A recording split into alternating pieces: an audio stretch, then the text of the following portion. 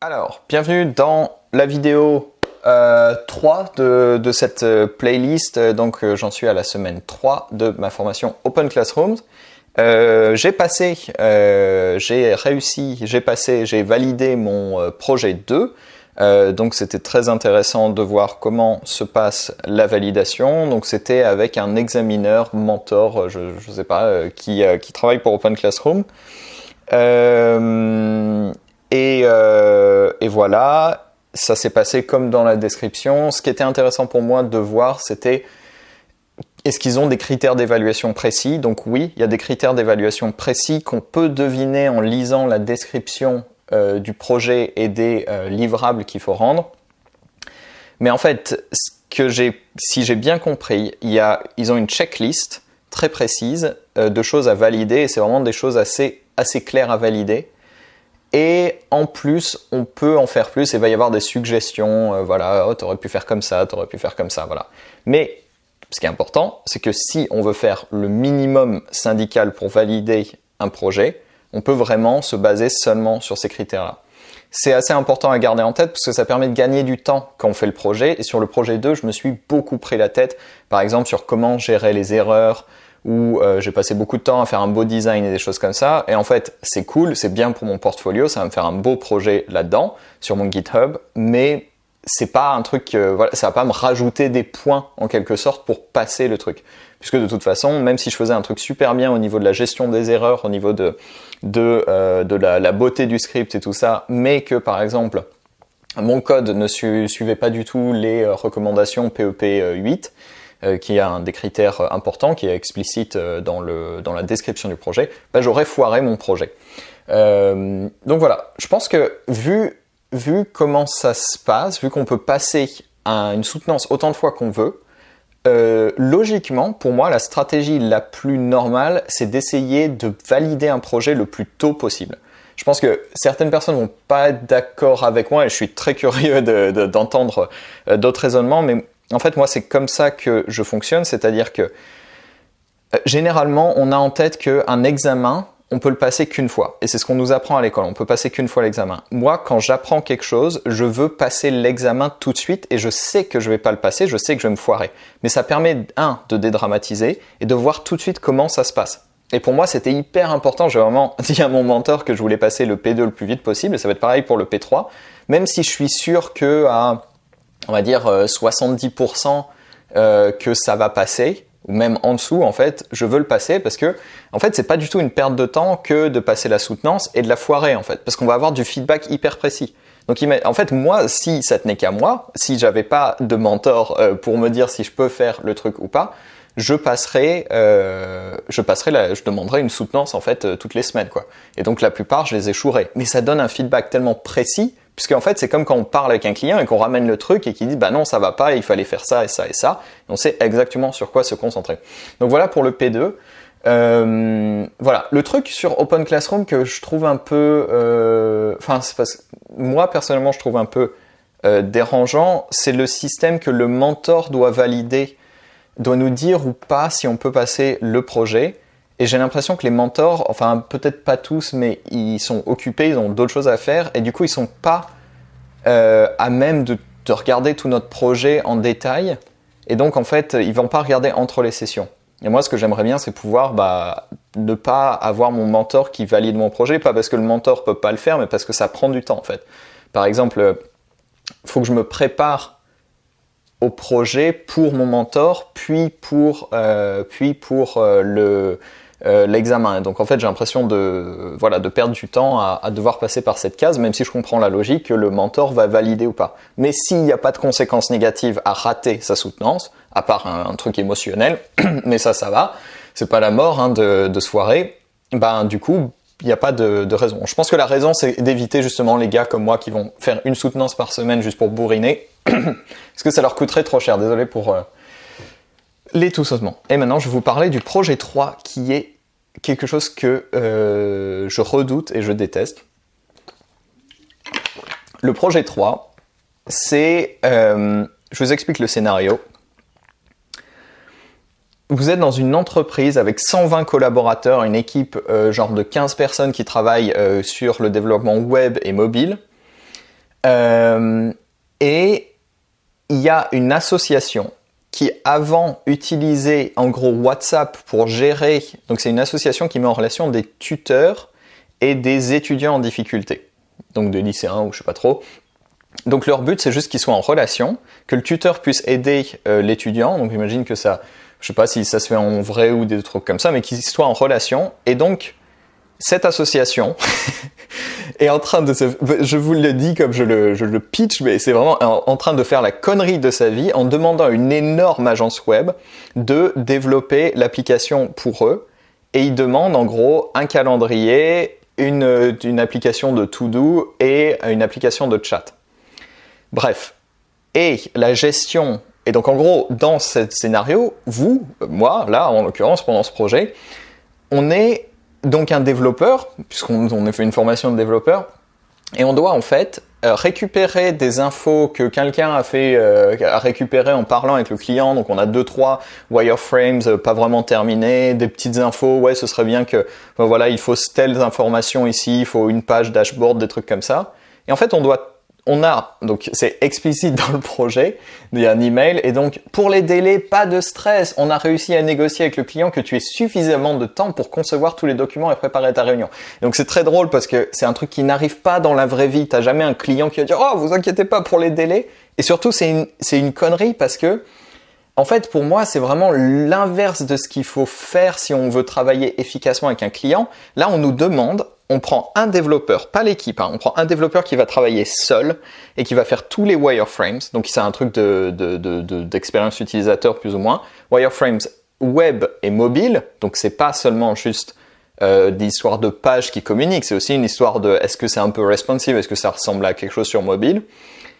Et donc on demande à cette personne de faire tout ça, de faire toutes les user stories, de faire des use case diagrams. Donc ils ont des trucs mais qui n'ont rien à foutre ensemble que je déteste, des use case diagrams, les trucs de UML, on sait pas trop, c'est des trucs qui servent à... Enfin je sais pas, je vois pas l'intérêt dans ce projet d'avoir ça, c'est vraiment ce projet me rend fou parce qu'il est con. Donc on a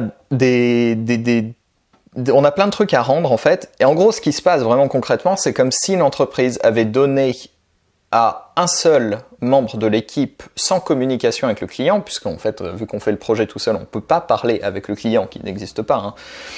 Donc on n'a pas ce retour à chaque fois qu'on veut valider quelque chose. Et donc en fait, on a un développeur qui va passer 3 semaines dans sa grotte à faire lui-même toute l'architecture, tout ce qu'il imagine de l'application sans communiquer avec l'équipe mobile de l'appli qui sait comment faire des wireframes mobiles, ou sans parler avec des designers, sans parler avec le client. Et à la fin, il va sortir, va montrer tout ça au client. Mais c'est sûr à 100% que dans la vraie vie, mais toute l'équipe et le client pète un câble et dit « Mais mec, mais qu'est-ce que t'as fait? On t'a payé 3 semaines. Ça coûte combien un développeur back-end qui fait des wireframes tout seul alors que l'équipe est énorme ?» Et ressort après 3 semaines un truc, c'est sûr que le client il va pas être content, c'est sûr que le client il va dire mais je voyais pas ça comme ça, et il y a plein de choses qu'il va vouloir changer. Donc après, il va falloir itérer. Et donc en fait, c'est l'inverse de la méthodologie agile. Là, c'est du waterfall débile. Enfin voilà, donc ça me rend complètement fond. Je trouve que ce projet je comprends ce qu'ils essaient, ce qu'on doit apprendre. Il y a des choses qu'il faut apprendre et comprendre dans ce truc-là, par exemple les user stories ou les acceptance criteria. Mais en fait, ça marche pas du tout. C'est pas du. Enfin, je sais pas. Peut-être que moi j'ai une vision biaisée de comment ça marche dans la vraie vie. Peut-être que je suis quelqu'un d'un peu trop moderne dans la façon de gérer des projets.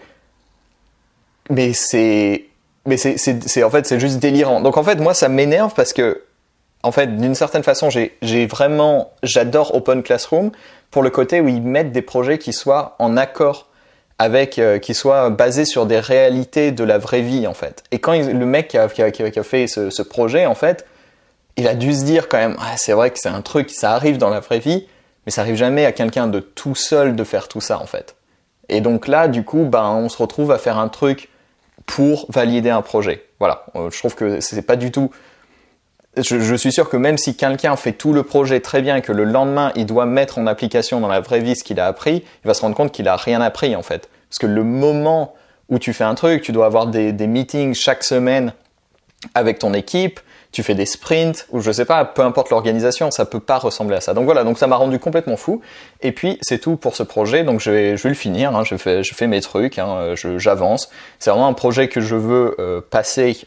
Voilà, je vais pas le fignoler parce que au contraire, je pense qu'il faut dans la philosophie de ce genre de projet, il faut éviter de fignoler, il faut faire un truc qui soit minimum et qui remplisse les critères pour ensuite avoir du feedback et améliorer. Voilà, donc c'est tout. Donc ce projet 3 me saoule grave, surtout qu'il n'y a aucune ligne de code à écrire, donc c'est un peu frustrant parce que t'as envie de coder en Python, donc ça fait chier de passer 2 semaines au moins sur un projet comme ça. Je pense que ce projet a saoulé tout le monde, hein. J'ai pas vu beaucoup de gens qui avaient adoré ce projet dans le Discord.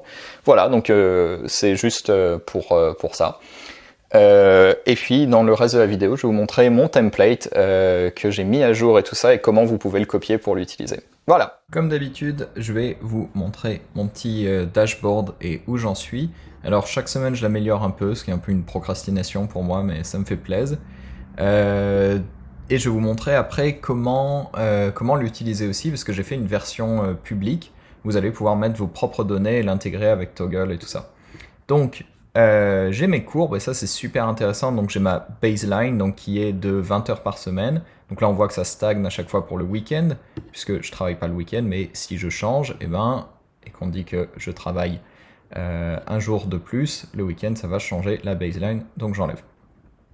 En jaune, c'est ma trajectoire actuelle qui est pas à la hauteur de mes attentes, puisque j'étais parti sur au moins 20 heures par semaine et le plus possible 30 heures par semaine, mais je me rends compte qu'en fait c'est chaud, simplement parce que c'est la vie et que c'est difficile de... c'est difficile, enfin je sais pas, j'ai l'impression qu'il m'arrive toujours des trucs dans la semaine qui font que je peux pas travailler. Après j'ai peut-être des habitudes de travail un peu spéciales, je suis peut-être une grosse feignasse, c'est possible, c'est pas exclu du tout.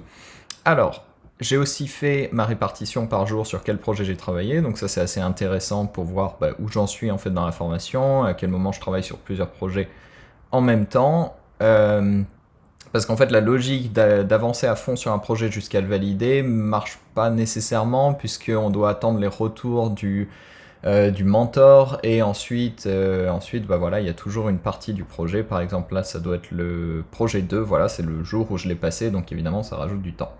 Donc là j'en suis au projet 3, désigner une application Python, et je pense que j'en ai parlé un peu avant dans la vidéo. J'ai aussi fait, donc toutes ces fonctionnalités vous allez les avoir en fait si vous copiez le document, vous allez pouvoir mettre vos propres chiffres. Le temps par semaine que j'ai passé, donc voilà, donc c'est en heures, donc c'est pas en heures et minutes, donc c'est un peu chiant, mais Coda a des limitations comme ça, pas super, enfin voilà, bon c'est pas grave. Et j'ai fait aussi une timeline où on peut voir en fait où j'en suis, et on peut la comparer à ce qui est attendu. Donc c'est pas la même échelle, c'est pas la même façon de faire les projets, puisque je compte le premier jour où j'ai commencé un projet, le premier log de temps, et jusqu'au dernier. Donc on voit que voilà, la dernière fois que j'ai travaillé sur le projet 1, c'était là, mais là si je me remets à travailler sur le projet 1, ça va me faire une courbe, enfin une zone étendue jusqu'à aujourd'hui. Donc ça permet de visualiser en gros voilà le temps passé par projet et comment ça s'organise. Donc on voit que j'ai validé le 6 juillet le projet 2, en tout cas j'ai fini le 6 juillet, et que dans mes attentes, ce qui était attendu, ça devait être le 12 juillet. Donc je suis un peu en avance, mais on va pas s'emballer non plus. Et là c'est intéressant aussi, c'est ma comparaison du temps que j'ai passé sur chaque projet par rapport à ce qui est conseillé dans la formation. Donc projet 1, j'ai passé plus de temps, parce qu'en fait j'ai considéré dans le projet 1 toutes les mises en route, toutes les créations de trucs, enfin voilà, j'ai tout mis, tout ce qui était début de la formation, j'ai tout mis dans le projet 1. Bon voilà, il est pas compliqué le projet 1, je pense que vraiment c'est faisable en quelques heures, pas besoin d'y passer autant de temps. Projet 2, donc je l'ai fait en à peu près 2/3 du temps, mais voilà, j'aurais pu le faire en moins, je pense, j'ai vraiment... Et là, le projet 3, je pense que je vais aussi le faire en 2/3 du temps, voilà. Alors, le projet 3, voilà, on en reparlera. Et donc ça, c'est juste pour mettre les choses en perspective, et donc sinon rien d'autre n'a changé. Si j'ai rajouté des objectifs qu'on peut mettre, donc ça c'est calculé automatiquement, ça fait une petite barre de progrès, voilà, pour moi c'est des objectifs que j'ai pour le trimestre, donc que je vais essayer d'accomplir. Voilà, c'est tout pour ce petit tableau. Et donc maintenant, je vais vous montrer comment l'installer. Donc il faut copier, donc il y a un lien dans la description, il faut simplement copier ce document. Il est vide, il est moche, mais c'est pas grave. On va mettre nos propres données. Donc normalement, il n'y a aucune de mes données perso, à part ces objectifs-là que moi je me suis fixé, ou ici, donc ça fait un peu des placeholders. Donc pour voir. La première étape, c'est de créer un compte Toggle, et dans le compte Toggle, en fait, d'ajouter exactement les mêmes strings, les mêmes, on peut parler de data type, exactement les mêmes titres que tous les projets de la formation. C'est important, ça va permettre de classer par projet et de créer un tag Open Classroom. Donc moi j'ai mon tag Open Classroom, donc dès que je le rajoute à une tâche, elle va être ensuite envoyée à Zapier une fois qu'elle est terminée. Donc là on voit pour les tâches que j'ai faites cette semaine par exemple, on a le projet, c'est exactement le même texte, c'est super important parce que sinon ils vont pas ça va pas les retrouver, ça va pas matcher dans la base de données, ça va pas retrouver le bon truc. Donc là on n'a rien, donc c'est pas visible. Mais si on va dans time logs, on voit que ça le cherche en fait. Le projet est cherché dans une liste, il n'est pas écrit. Faut surtout pas que je fasse de conneries ici. Voilà, il n'est pas écrit n'importe comment quoi. Donc ça va être super important d'avoir les bons noms de projet et d'avoir un tag spécifique, par exemple Open Classroom. Ensuite, on va dans Zapier. Donc Zapier, je sais pas comment ça se prononce en fait, exactement. Zapier, probablement. On va créer un Zap. Alors je vais en créer un en live, juste histoire de. Donc Zapier c'est gratuit, Toggle c'est gratuit, donc toutes ces choses-là en fait vous pouvez les faire gratuitement, il n'y a rien à acheter. La première intégration ça va être Toggle. Donc en fait, on va prendre l'application Toggle. Quand il y a un événement qui a une nouvelle entrée de temps, on va... Donc voilà, donc dès que Toggle voit une nouvelle entrée de temps, ça veut dire qu'on a appuyé sur le bouton Start et on a arrêté, on a appuyé sur le bouton Stop, et donc ça veut dire qu'il y a une entrée de temps qui est terminée et qui est validée. Donc dès qu'on a une nouvelle entrée de temps, ça va faire... On va donc choisir notre compte Toggle. J'espère que je ne vais pas avoir de trucs chiants qui vont me demander des infos. Non, ok. Le workspace, voilà, toutes ces choses-là. La tâche. Donc, en fait, c'est pas le tâche. Voilà, on va pas choisir de tâche, on va choisir un tag. Et on va choisir, par exemple, voilà, Open Classroom. On peut en choisir plusieurs d'ailleurs.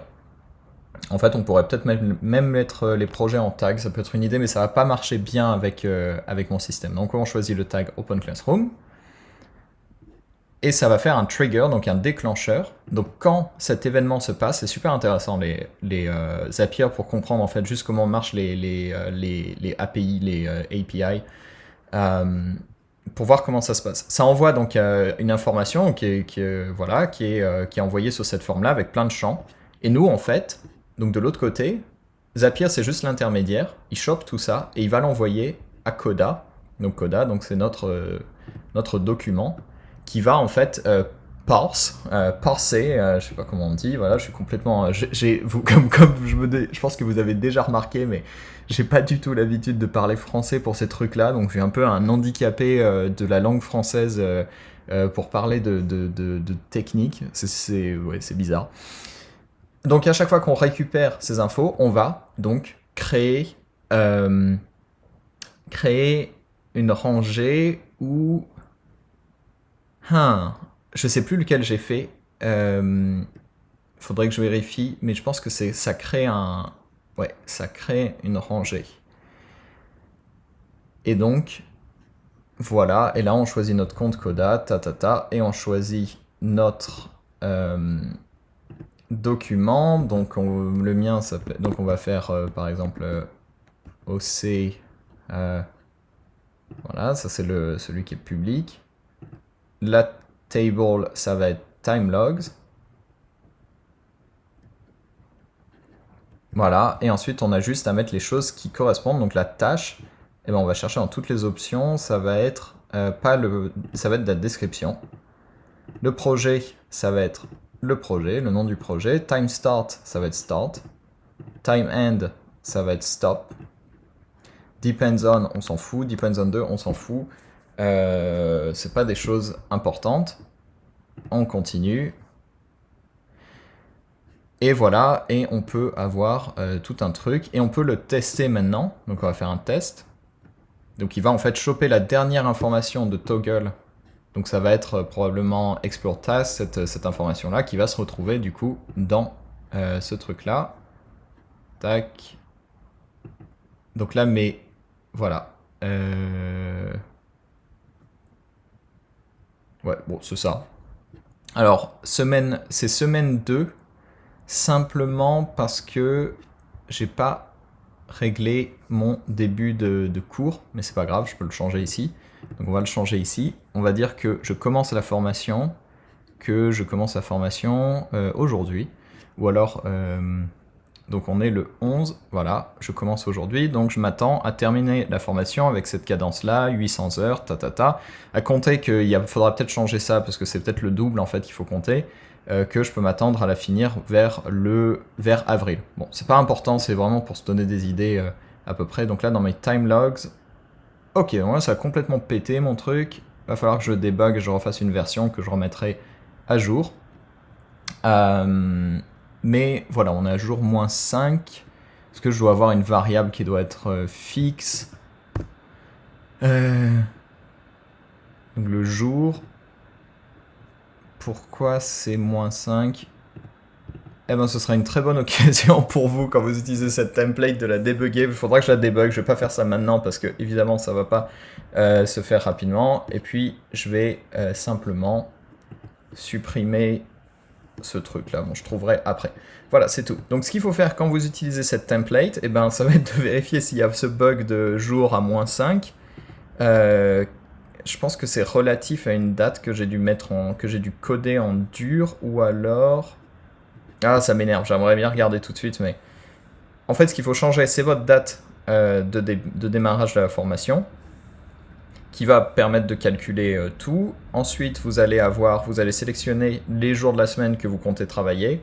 Voilà, bon, moi j'ai fait vraiment de façon précise. Je sais pas si tout le monde va avoir envie de faire un truc aussi précis, mais c'est bien juste d'avoir, d'organiser le truc pour vous donner une idée. Et ensuite, tout va se remplir automatiquement. Vous allez avoir, en fonction de votre date de départ, quand est-ce que vous pouvez vous attendre à terminer les projets. Voilà, donc toute votre timeline, en gros, si vous y allez à la cadence qui est indiquée par Open Classrooms, qui est donc à savoir un petit peu optimiste du point de vue de la plupart des gens, moi y compris. Donc si vous êtes bon en Python, déjà, vous pouvez vous dire que c'est bon, ça peut le faire comme ça. Si vous êtes débutant total, comptez le double. Voilà. Et donc tout le reste va se remplir.